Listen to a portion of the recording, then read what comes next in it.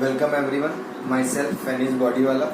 और आज हम इस वीडियो में बात करने वाले हैं 12th स्टैंडर्ड के चैप्टर नंबर 7 इंटीग्रल्स की। Correct. Till now what we have understood is के how we can come to know के इंटीग्रेशन क्यों है। करेक्ट। उसके लिए हमने इस तरह से देखा कि भाई डेरिवेटिव जब सब सॉल्व करते हैं तो we get some function F dash X. तो can we get function F of X from F dash X. तो उसके लिए हमने बोला कि yes we can and we call that as anti derivative. और anti derivative is nothing but the integral as well as it is called as primitive. Correct. Then we also understood how we can geometrically represent that. Simple. So now what we are going to do, we are going to see some formulas. After formulas we'll see some properties of integrals and then we'll try to solve few problems based on all these criteria which we have solved till now. Correct. So let's go for some standard formula. Now when we go for some standard formula, we'll do something like this. Here it will be derivative and here it will be antiderivative. Correct. We'll try to solve in that way. Simple. So first of all, first one is, let's say what will be the derivative of x raised to n plus 1 upon n plus 1. इसका derivative क्या आएगा, यानी कि differentiation. So as I can see 1 upon n plus 1 is constant. Power आगे x power में एक reduce. So this n plus 1 get cancelled, 1 get cancelled and I got x raised to n. Simple. So derivative of this is x raised to n. तो फिर इसका integration कितना होगा, integral x raised to n dx it will be x raised to n plus 1 upon n plus 1 plus c. Simple. एक ही logic आपको ध्यान रखना है. f of x का डेरिवेटिव f डैश x और f डैश x का anti derivative f of x. Anti derivative. Correct. और ये हमारा डेरिवेटिव. इसी तरह से हम सारी फॉर्मूला करेंगे कि अगर किसी फंक्शन का डिफरेंशिएट करते हैं तो आंसर f डैश x आता है, और अगर जो f डैश x आता है फंक्शन हमारा उसका इंटीग्रेट करेंगे तो will get f of x only. Simple. तो इसी कंसेप्ट को ध्यान में रख के हम हमारी सारी फॉर्मूलाज को क्या करेंगे, डेवलप. चलो, तो ये था फर्स्ट. उसमें एक सब केस लेते हैं कि what will be the derivative of x. तो के भाई 1 होता है. करेक्ट.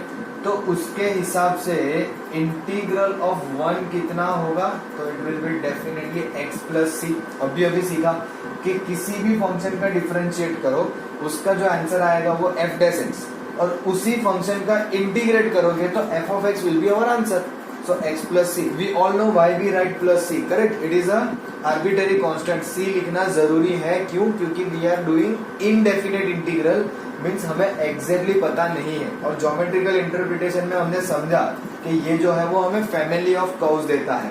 करेक्ट. चलो, let's go for second one. d by dx of sin x. sin x का डेरिवेटिव क्या आता है, cos x. तो cos x का इंटीग्रल क्या होगा, हमने ये भी समझा है किस तरह से इसे इंटरप्रेट किया जाता है. Correct. This is integral of cos x with respect to x, ऐसा माना जाता है. This is integrand, x is our variable and the process of integration is called integral. Correct. So cos x का integration कितना आएगा, sin x plus c. Simple. चलो, उसी तरह से third one d by dx of. Now what is the derivative of cos x. तो cos x का derivative आता है माइनस sin x. तो हम यहाँ पे माइनस sin x का नहीं करेंगे, हम यहाँ पे इंटीग्रल लिखेंगे sin x का. करेक्ट. और नेगेटिव जो है वो हम राइट हैंड साइड दे देंगे तो it becomes minus cos x plus c. अब चाहो तो इसको ऐसे समझ सकते हो कि भाई d by dx of cos x minus sin x है. करेक्ट. इसका मतलब d by dx of minus cos x क्या आएगा, sin x. तो sin x का इंटीग्रेशन क्या है, minus cos x plus c. इस तरह से भी आप इस पर्टिकुलर फॉर्मूला को समझ सकते हो. Am I clear. चलो, let's move ahead. Let's see fourth one. अब sin हो गया, cos हो गया, तो let's go for tan x. What is the derivative of 10x sec square x, am I right? तो फिर integration of sec square x with respect to x यानी कि dx क्या आएगा sec square x का 10x plus c. Are you getting? See, this is how we are going to define every formulas, correct?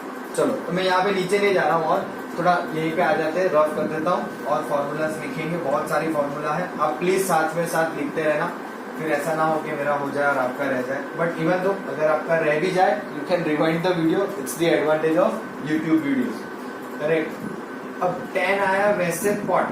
अब देखो cot में भी अगर आप ध्यान से याद रखो तो it is minus cosec square x. तो जैसे कॉस में किया ना वैसे ही उसमें भी होता है. तो एक काम करते हैं, ये माइनस यहां से हटा के इसको अंदर दे देते हैं. So integration of cosec square X dx will be equals to minus cot X plus C. एक ही रूल पे काम करेंगे, integration as an inverse of derivative, correct. पहले इसका डिफरेंशिएट किया, जो फंक्शन आया उसका इंटीग्रेट करो, f ऑफ x ही मिलेगा, करेक्ट. चलो लेट्स गो मोर फर्दर. अब tan cot हो गया, लेट्स से sec x. तो sec x का डेरिवेटिव क्या था sec x tan x, correct.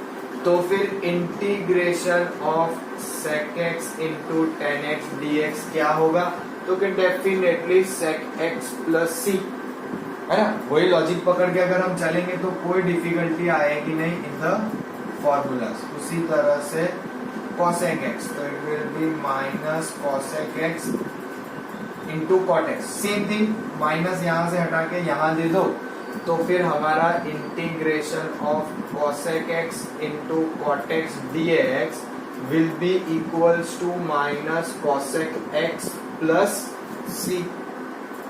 Am I clear?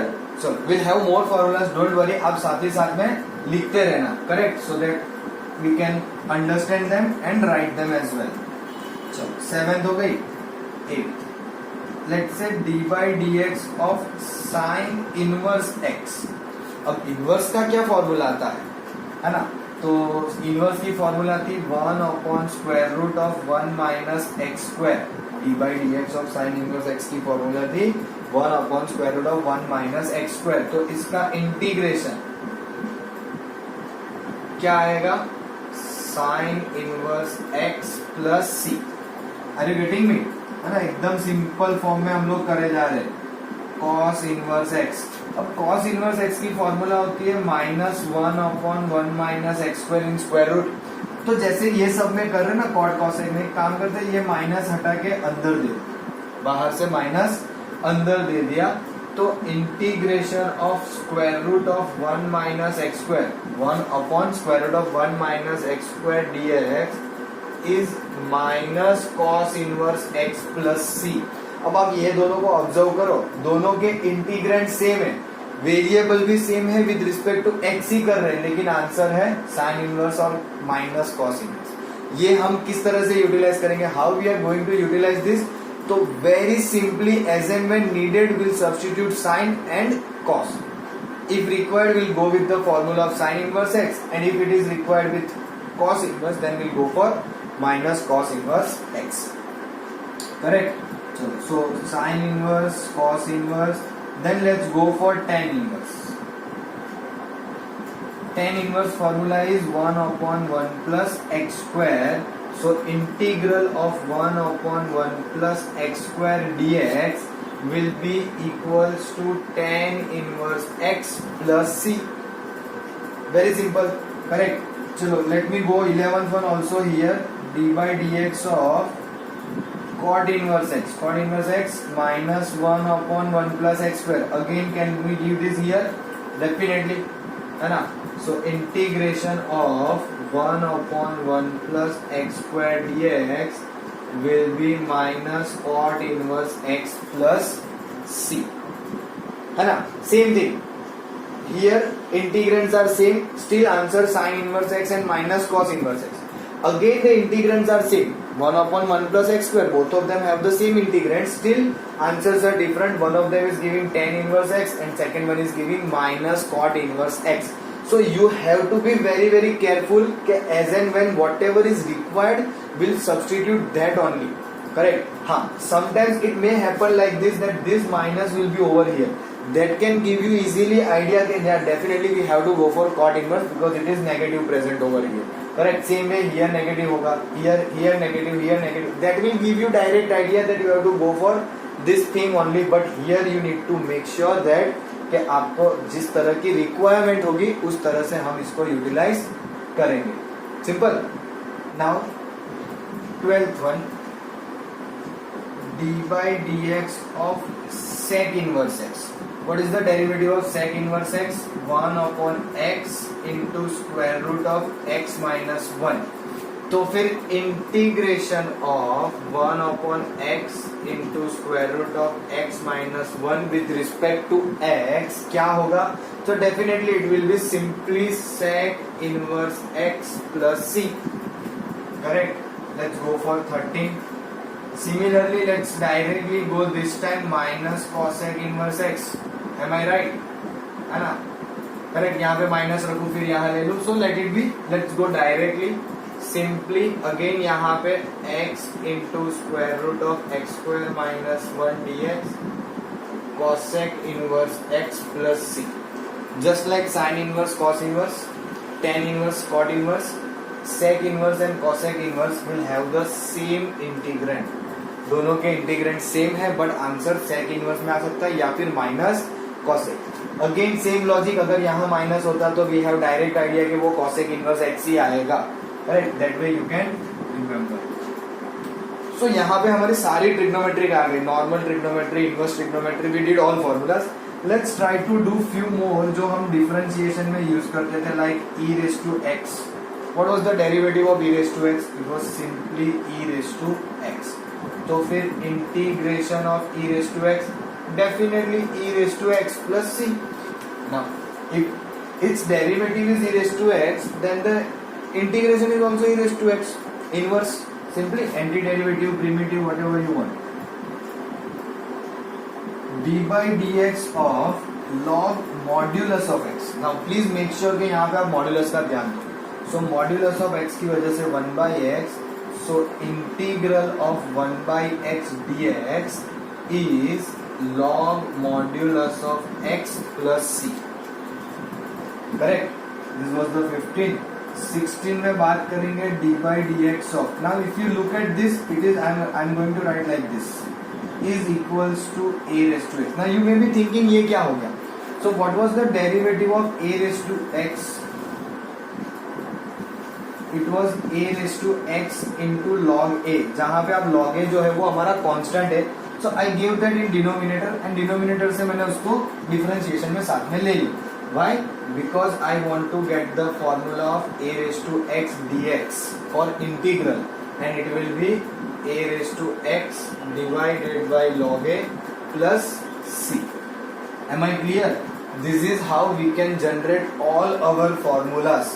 So these are the total 16 formulas which we are supposed to remember. But this is not all. We'll have more problems. We have more formulas. Not problems actually. Problems तो बहुत सारे हैं. We'll have many more formulas. Like what will be the integration of 10x? आपने किसी में भी अभी तक जितनी फॉर्मूला लिखी, have you seen integration of 10x? No. We saw integration of sec square x gives 10x. But what will be the integration of 10x? So that is where integration is important. So we have more formulas. Till now we just converted all the formulas from derivative to antiderivative. Whatever the formulas we have in derivative, that we have converted into antiderivative. Correct? So please make sure that you remember all these 16 formulas very very good way. As and when if I ask a question, you should be able to give the answer. Correct? So please make sure that you write all these formula at least 10 to 15 times so that you can be very much aware what should be the answer of a given question. Simple. Sure. You can pause the video and note it down. Now let's talk about some properties of integral.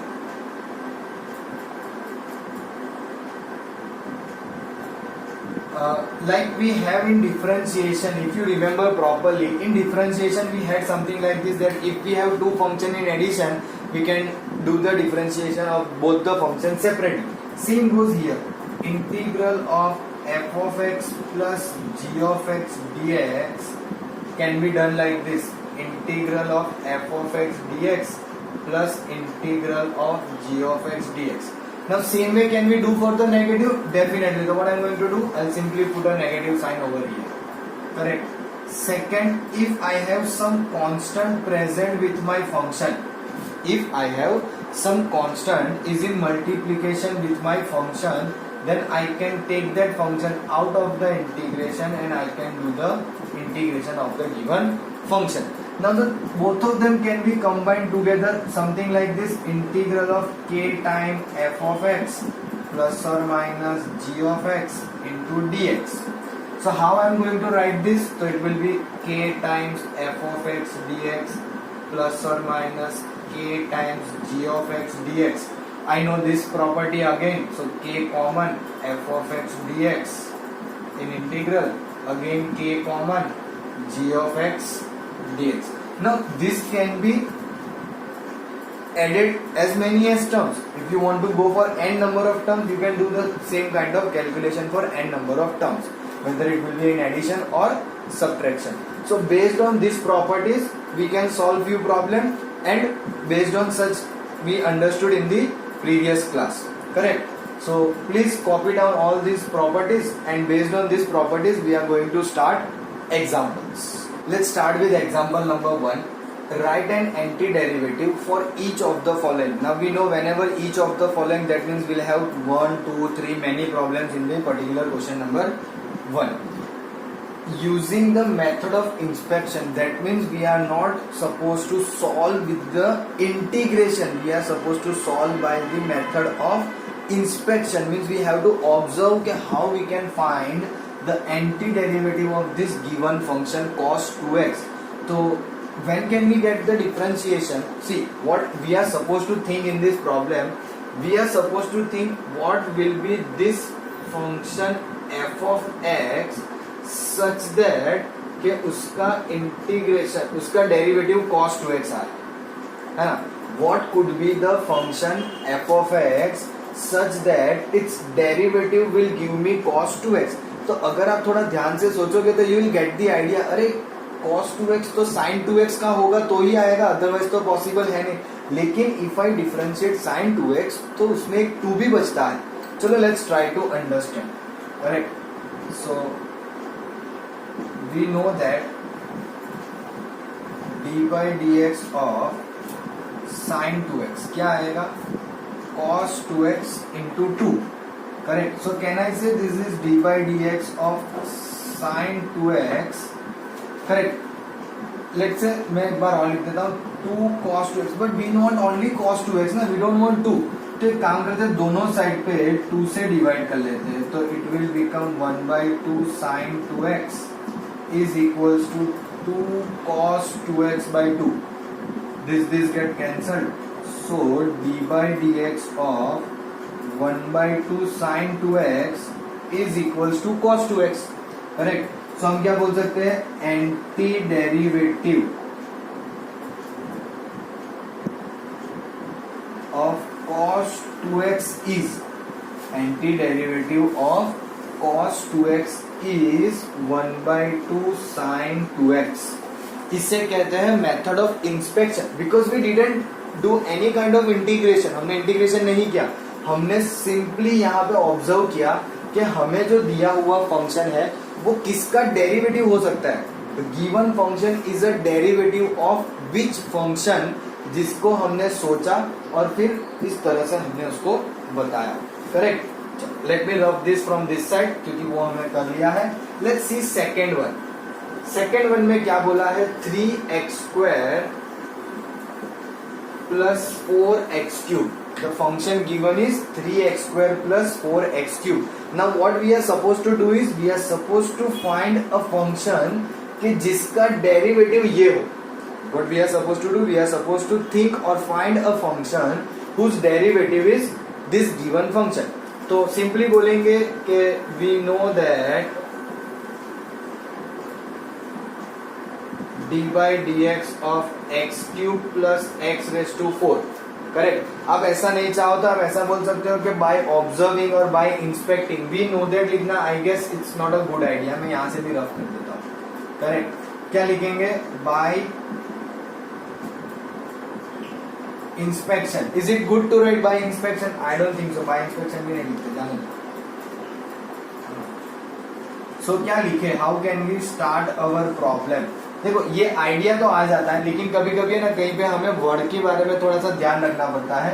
तो let's say note that इसका derivative ये है, और यहां पे बोल देते हैं नोट दैट इसका डेरिवेटिव क्या आएगा? 3x² plus 4x3। अरे ये तो एकदम इजी हो गया, मतलब we don't have to even arrange और मैनेज समथिंग के जिससे वो डेरिवेटिव में कन्वर्ट हो, डायरेक्टली हो गया। So what I can say is anti derivative of 3x² plus 4x³ is x³ plus x raise to 4। सीधी सी बात है, आर यू गेटिंग मी? है ना? चलो फटाफट इनको कॉपी कर लो so that we can go for the third one in example number 1। Let's see what we have in the third one. It is given 1/x। Now this is very important, this particular question is very very important because यहाँ पे बच्चे generally mistake कर लेते हैं। आई show you क्या। So what do we know? यहाँ पे हम लिख सकते हैं, don't worry, we know that D by D x of log x is 1/x, लेकिन कब? जब x ग्रेटर देन 0 हो तब। Derivative of log x is 1/x is only when x is greater than 0। तो फिर व्हाट हैपन्स, हमें ये भी तो सोचना पड़ेगा ना कि अब ग्रेटर देन 0 बोला है तो लेस देन 0 में क्या होगा, है ना? Means you can not directly say कि 1/x का anti derivative will be log x, correct. We need to be very much careful because maybe एक से ज्यादा तरीके से हमें आंसर 1/x मिल सकता हो। I will show you how. Now consider D by D x of log of -x। तो चलो log का जो डेरिवेटिव क्या होता है 1/, तो इट बिकम्स 1/-x, करेक्ट। और फिर हमें चेन रूल लगानी है, तो चेन रूल के हिसाब से d by D x of -x will be -1, this two get cancel and I got this. कब? जब हमने x लेस देन 0 लिया, है ना? सो whenever x is greater than 0 I am getting 1/x, whenever x is less than 0 still I am getting 1/x। इसका मतलब हम ऐसा बोल सकते हैं ना कि d by D x of log modulus of x is 1/x, hence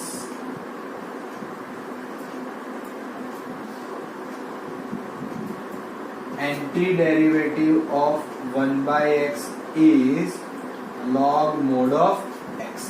और ये चीज अगर आपने ध्यान दिया तो मैंने फॉर्मूला में भी कहा था कि log of modulus 1/x is important। Formula में भी हमने log modulus of x की वैल्यू 1/x बोली है, और फिर इंटीग्रेट में भी 1/x को बोला है log modulus of x plus c। सो वही सेम चीज यहाँ पे भी हो रही है, and this is how we are suppose to solve, correct. You can pause the video and note it down. Now let's start example number 2. Find the following integrals. In that first one, integral of x³ minus 1/x² dx. Now यहाँ पे अभी तक we have not understood any particular method. What we have understood is simple formula and how to get the antiderivative by method of inspection. But here integral is given, so please pay attention. We'll use some property so that we can get the answer. Can I say something? Can I write like this? x³ upon x² minus 1/x² dx. Correct. This can further simplified as square और ये cut होके x minus 1/x² dx, and I can use the linear principle. Simple. So what will be the integration? So हमने याद रखी है, हमने एक formula सीखी, कौन सी? Integral of x raised to n dx is x raised to n plus 1 upon n plus 1. So यहाँ पे पावर 1 है, so 1 plus 1 2, so this will be x square by 2. Simple. Now if you observe here power is negative, so still we can apply this property, we don't have any issue. तो n की जगह -2, तो -2 plus 1 minus 1 upon -1 plus c. This can be written as x square by 2 minus minus plus. This will become 1 by x plus c. You can remember something like this. जैसे कि हमने 1 upon x देखा, 1 upon x square का integration होगा x raised to minus 1 plus c. 1 upon x square का integration होगा x raised to minus 1 plus c. Correct? Oh, sorry. Upon minus. Do you remember what was the derivation of 1 upon x square? Sorry, 1 upon x. Derivation of 1 upon x minus 1 upon x square. तो हम कब से यही कह रहे हैं ना कि derivative integration is the additive anti derivative of derivative. So integral of 1 upon x square dx हो जाएगा minus 1 upon x plus c. It's the same thing. This is how you can remember this. Are you getting me? है ना? It's very simple. Correct? You can pause the video and note it down. Now let's have a look at second one in example number 2. Here integral x raised to 2 by 3 plus 1 dx. Now this is very simple. Now you may be thinking कि sir आपने x के power में fraction वाली formula तो सीखा ही नहीं है. Don't worry. x raised to 2 by 3 dx plus 1 dx. Same formula x raise to n की इंटीग्रेशन की, x raise to n plus 1 upon n plus 1 will do the same thing. x raise to 2 by 3 plus 1 divided by 2 by 3 plus 1 का integral x plus c. Take LCM. So 3 1 जा 3, 3 plus 2 5. तो x raise to 5 by 3 divided by 5 by 3 plus x plus c. Now take this 3 numerator में, 3x raised to 5 by 3 divided by 5 plus x plus c. This is our answer.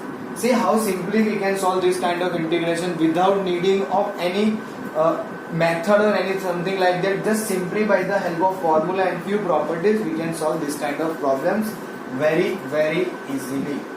Let's do the third one. It is given integral of x raised to 3 by 2 plus 2 e raised to x minus 1 upon x dx. Now just what they did, they have increased one term. That doesn't mean that it gets difficult. Correct? Simple सा काम. Integral of x raised to 3 by 2 dx plus integral of 2 e raised to x dx minus integral of 1 upon x dx. Correct? Now the same formula as we applied over here, है ना? So x raised to 3 by 2 plus 1 divided by 3 by 2 plus 1. Here I am going to show you something कि पहले हम constant बाहर निकालेंगे, so it will become integration like this minus, let me put this integration as it is. If I want I can put the formula here directly, it doesn't matter. Correct? है ना? Separate ही कर दिया plus minus से. So it is not necessary that you have to integrate all at the same time. You can do as and when needed, but they should be separated by plus और minus.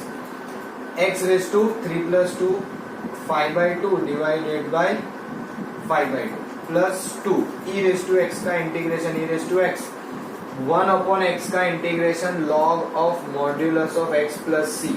Now you may be thinking कि sir आपने तो ऐसा बोला था कि जब भी फॉर्मूला लगा इंटीग्रेशन की प्लस सी लिखना है. Definitely 110%, but that doesn't mean कि आप इसके लिए भी सी लिखो, इसके लिए भी C. That you have to keep them separate. तो c1 c2. Now adding to constant it will become c. So unnecessarily हम एक से ज्यादा कांस्टेंट्स नहीं बढ़ाते जाएंगे इन एडिशन में. अगर 3 बार इंटीग्रेशन हो रहा है that doesn't mean will write c1 plus c2 plus c3. At the end what you will do कि भाई will say कि भाई c1 plus c2 plus c3 is nothing but equals to c.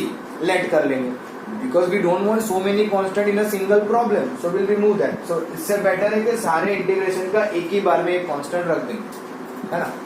in these situations maybe in the later on chapter हम ध्यान रखेंगे किस तरह की situations होगी और वहां पे कैसे हम वैल्यू को इनपुट करेंगे. now bring 2 in the numerator. so 2 times x raised to 5 by 2 divided by 5 plus 2 e raised to x minus log modulus of x plus c. This is how we can solve this kind of problems of integration. Very simple and easy to do, है ना? Please pause the video and note it. Let's try to solve example number 3. Find the following integral. So same thing, we have to find any integral which we have. So let's say first one, it is given sin x plus cos x dx. It is given sin x plus cos x dx. So what will be integration of sin x plus cos x dx? So let me first separate them. Integral of sin x plus integral of cos x dx. What is that integral of sin x? Please make sure कि आप differentiation के साथ उसको relate ना कर दो. sin x का derivative cos x होता है, लेकिन sin x का इंटीग्रल माइनस cos x होता है, प्लस cos x का sin x प्लस c. ये मिस्टेक होगी होगी और होगी डेफिनेटली. क्यों? बिकॉज अभी तक हमने डेरिवेटिव पे इतना काम किया है कि our mind has started already working in that direction कि भाई whenever you see sin x cos x. That's right, but that's a derivative. That's not integral. Integral में ध्यान रखना है कि sin x का इंटीग्रल होता है माइनस cos x. Simple. चलो let's have a look at the second one. Integral of cosec x into cosec x plus cot x. अब ये भी बहुत सिंपल है. Now if you multiply this inside, it will become cosec square x plus cosec x into cot x. Let me rub this little bit. अच्छे से नहीं लिख पाया. Cot x और dx. Now separate them. Cosec square x dx plus cosec x into cot x dx. Now what will be the derivative of integration of cosec square x? तो पहले ये सोचो कि cosec square x किसका derivative आता है ना? जैसे कि tan का sec स्क्वायर, तो cot का माइनस cosec स्क्वायर x आता है, तो cosec स्क्वायर x का इंटीग्रल आएगा minus cot x plus cosec x into cot x. अब cosec x और cot x किसका डेरिवेटिव होता है? If I recall properly cosec x का. करेक्ट. cosec का डेरिवेटिव होता है cosec x into cot x but negative, तो यहाँ पे ये भी नेगेटिव आएगा cosec x plus c. So we can say minus cot x minus cosec x plus c. If you want, you can write minus c. It won't change your answer at all. ऐसे के ऐसा ही रहेगा. Correct. चलो, let's go for third one. 1 minus sin x upon cos square x. Now, how we are supposed to solve this kind of problem? 1 minus sin x upon cos square x. So let's think क्या करें. How can we do something such a way that we can put the formula of integration? So let me do something like this. Can I write like this 1 minus sin x, and can I say cos square is nothing but 1 minus sin square x? Cos square is nothing but 1 minus sin square x. लेकिन still अब क्या करेंगे? तो चलो let me से 1 minus sin square x, 1 minus sin x, 1 plus cos x and all those things. But still there is difficulty. Let me show you. This is 1 minus sin x. If you do this, it will be 1 minus sin x into 1 plus sin x dx. So 1 minus sin x got cancelled and I left with 1 upon 1 plus sin x dx. अब मैं क्या करूं कि जिससे मेरा ये problem solve हो? How can I solve 1 plus sin x? That is my question. 1 plus sin x अब हम सॉल्व कैसे कर सकते हैं? Is anyone having any doubt? बोलो. See, a simple problem can be complicated for us, है ना? सेंटेंस मैच नहीं हो रहा है, लेकिन स्टिल क्वेश्चन देख के हमें बहुत इजीली कॉन्फिडेंस आ गया कि अरे ये तो एकदम इजी अभी हो जाएगा. बट जब हमने किया तो हमारे लिए डिफिकल्ट हो गया. तो कुछ और सोचने की ट्राई करते हैं, बिकॉज ये इससे भी आप चाहो तो कर सकते हो, but this will be difficult for us. So let me tell you something like this. हम ये रफ करते हैं, इस तरह से नहीं जाएंगे, हम एक अलग तरीका यूज करते हैं. Let's say reverse LC. Can I right like this 1 upon cos square x minus sin x upon cos square x dx. Correct. So 1 upon cos square x हो जाएगा sec square x minus sin upon cos square. sin upon cos एक होता है tan और दूसरा cos बचेगा, वो हो जाएगा sec x dx. Now it will be very much easy for us. क्या करेंगे? Integral of sec square x dx minus 10x into sec x dx। sec square x का इंटीग्रल आता है 10x minus 10x sec x का sec x plus this is how we are suppose to solve this particular question.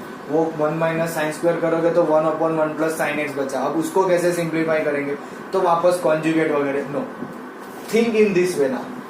ये एक approach अभी अपने एक दिमाग में रखो। Now we can do something like this as well, correct. So please write all the 3 problems, you can pause the video and note it down.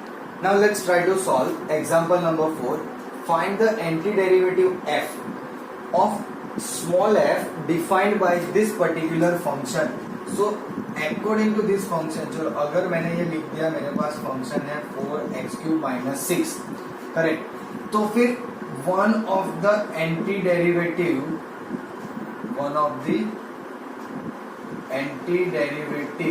of f of x, आपका जो ये फंक्शन है उसका एक एंटी डेरिवेटिव ये आ सकता है x⁴ minus 6x, correct.